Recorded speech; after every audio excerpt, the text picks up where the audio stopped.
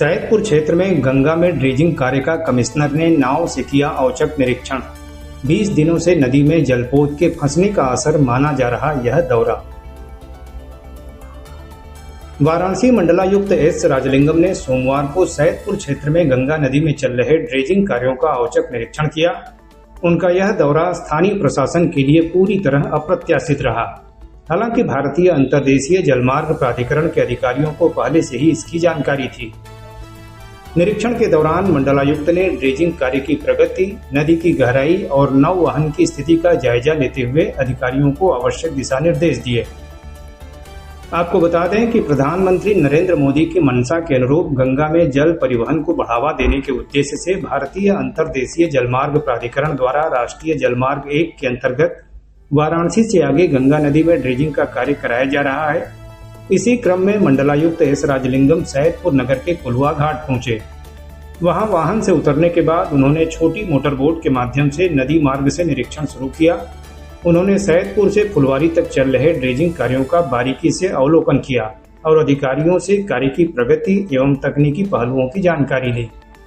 निरीक्षण के दौरान IWAI वाराणसी क्षेत्र के उपनिदेशक संजीव कुमार ने बताया कि राष्ट्रीय जलमार्ग 1 के इस हिस्से में हार्ड स्ट्रेटा यानी कठोर भू स्तर की समस्या सामने आ रही है, जिसके कारण निर्धारित गहराई प्राप्त करने में कठिनाई हो रही है।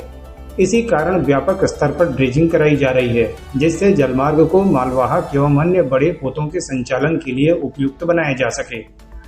उन्होंने बताया कि यह 3 वर्ष की परियोजना है। वर्तमान में इसका पहला वर्ष चल रहा है, जबकि अगले 2 वर्षों तक भी ड्रेजिंग कार्य जारी रहेगा। आपको बता दें कि अभी कुछ ही दिन पहले गाजीपुर में कालूपुर के सामने गंगा में एक मालवाहक जलपोत कम जल स्तर के कारण लगभग 20 दिनों तक बीच धारा में फंसा रहा था। इस घटना के सामने आने के बाद जलमार्ग प्राधिकरण की तैयारियों और नदी की नौवहन क्षमता को लेकर सवाल उठने लगे थे। इसके बाद प्रशासनिक स्तर पर भी हलचल तेज हो गई थी। ऐसे में मंडलायुक्त का यह निरीक्षण उसी प्रकरण से जोड़कर देखा जा रहा है।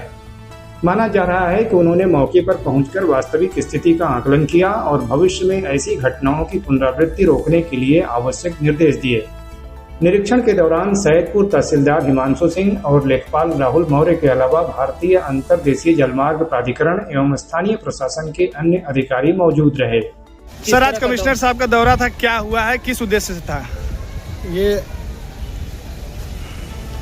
वाराणसी से लेके गाजीपुर तक हमारा हार्ड स्ट्रेटा का ड्रेजिंग का कार्य चल रहा है जी। उसी ड्रेजिंग के कार्य को देखने के लिए माननीय आयुक्त महोदय ने ऑप्ट किया था, तो उसी सिलसिले में वो आए थे ड्रेजिंग कार्य को देखने के लिए।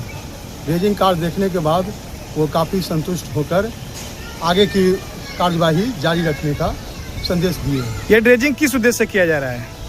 ड्रेजिंग जलमार्ग में जो स्ट्रगल है, यानी हार्ड स्टेटा से हम लोग जूझ रहे हैं, जिसके कारण कि पर्याप्त जल गहराई नहीं मिल पाती है, उस गहराई को बढ़ाने के लिए जलमार्ग के